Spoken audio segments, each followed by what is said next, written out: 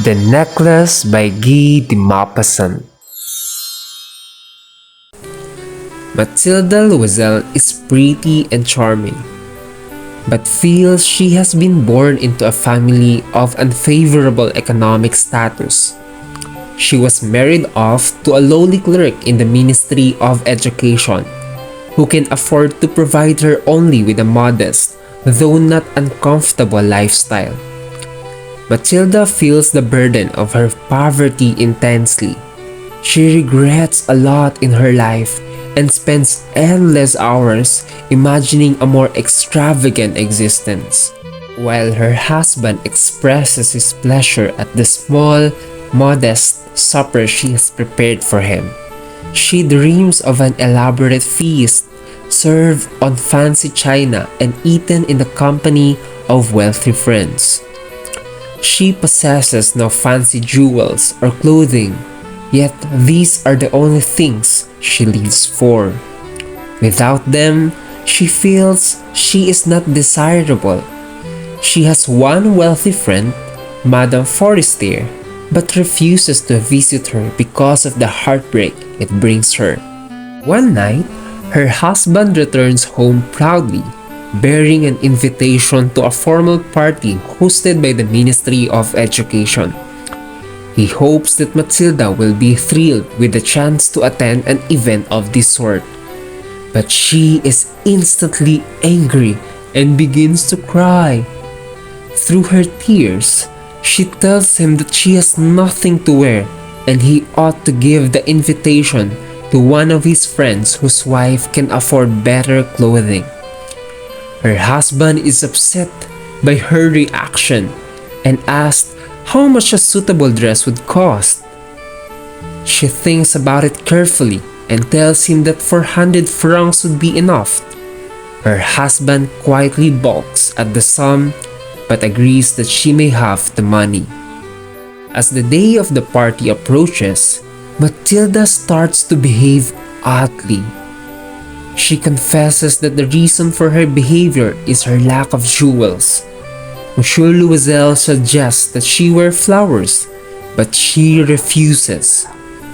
He implores her to visit Madame Forestier and borrow something from her. Madame Forestier agrees to lend Matilda her jewels, and Matilda selects a diamond necklace. She is overwhelmed with gratitude at Madame Forestier's generosity. At the party, Matilda is the most beautiful woman in attendance, and everyone notices her. She is intoxicated by the attention and has an overwhelming sense of self-satisfaction. At 4 a.m., she finally looks for Monsieur Loisel, who has been dozing for hours in a deserted room. He cloaks her bare shoulders in a wrap and cautions her to wait inside, away from the cold night air while he fetches a cab. But she is ashamed at the shabbiness of her wrap and follows Monsieur Loisel outside. They walk for a while before hailing a cab. When they finally return home, Matilda is saddened that the night has ended. As she removes her wrap, she discovers that her necklace is no longer around her neck. In a panic, Monsieur Loisel goes outside and retraces their steps. Terrified, she sits and waits for him. He returns home much later in an even greater panic. He has not found the necklace. He instructs her to write to Madame Forestier and say that she has broken the clasp of her necklace and is getting it mended. They continue to look for the necklace. After a week, Monsieur Loisel says that they have to see about replacing it. They visit many jewelers, searching for a similar necklace and finally found one. It cost 40,000 francs, although the jeweler says he will give it to them for 36,000. The Loisels spend a week scraping up money from all kinds of sources, mortgaging the rest of their existence.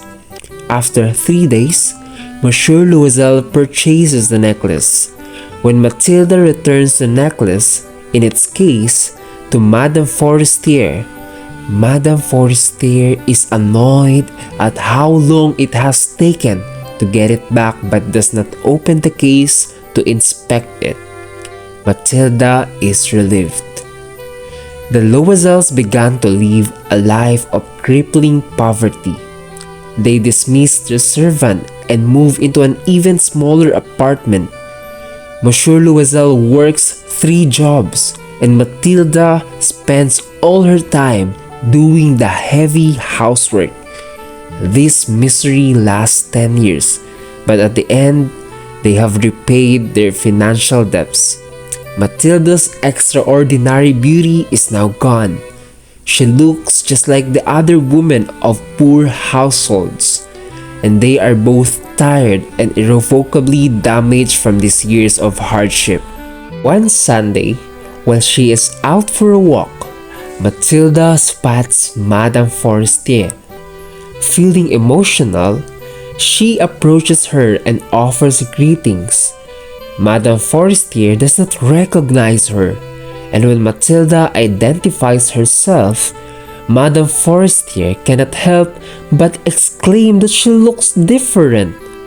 Matilda says that the change was on her account and explains to her the long saga of losing the necklace, replacing it, and working for 10 years to repay the debts. At the end of her story, Madame Forestier clasps her hands and tells Matilda the original necklace was just costume jewelry and not worth anything.